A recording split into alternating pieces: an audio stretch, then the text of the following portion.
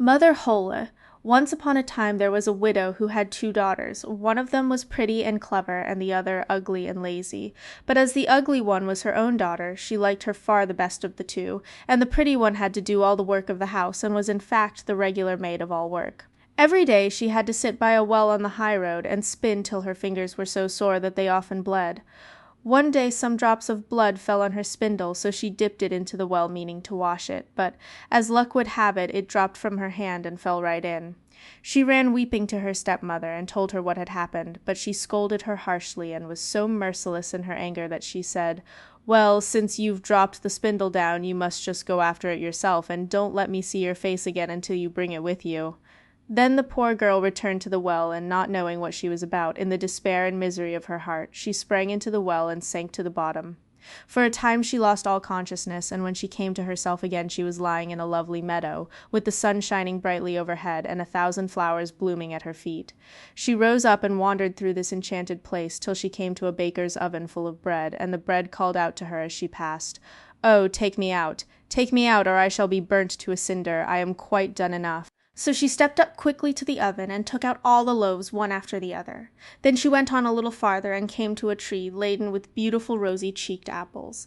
And as she passed by it called out, "Oh, shake me, my apples are all quite ripe." She did as she was asked, and shook the tree till the apples fell like rain, and none were left hanging.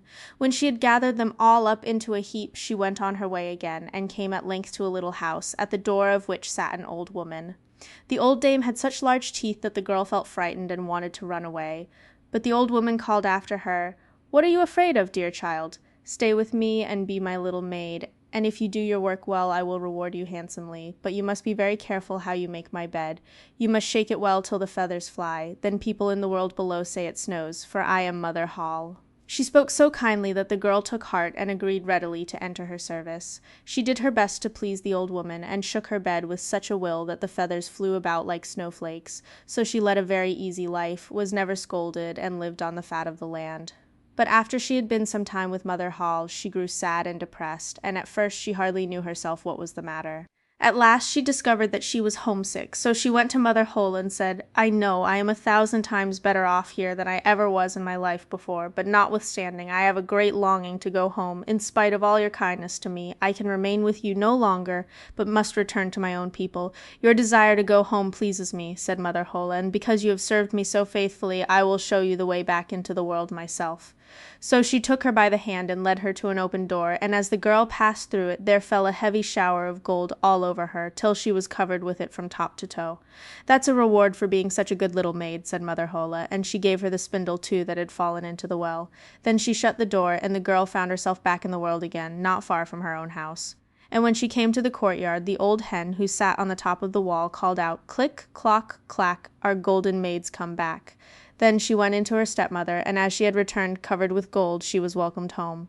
She proceeded to tell all that had happened to her, and when the mother heard how she had come by her riches, she was most anxious to secure the same luck for her own idle, ugly daughter. So she told her to sit at the well and spin. In order to make her spindle bloody, she stuck her hand into a hedge of thorns and pricked her finger. Then she threw the spindle into the well and jumped in herself after it. Like her sister, she came to the beautiful meadow and followed the same path. When she reached the baker's oven, the bread called out as before, "Oh, take me out, or I shall be burnt to a cinder.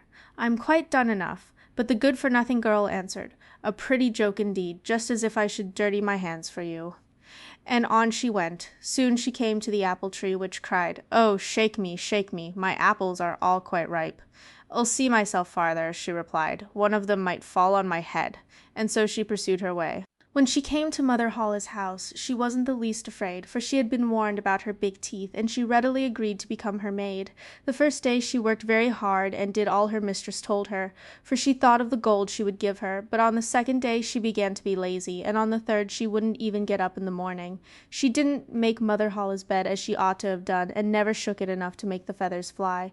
So her mistress soon grew weary of her and dismissed her, much to the lazy creature's delight.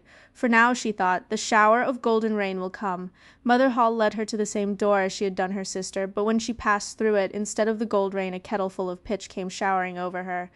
"That's a reward for your service," said Mother Holle, and she closed the door behind her.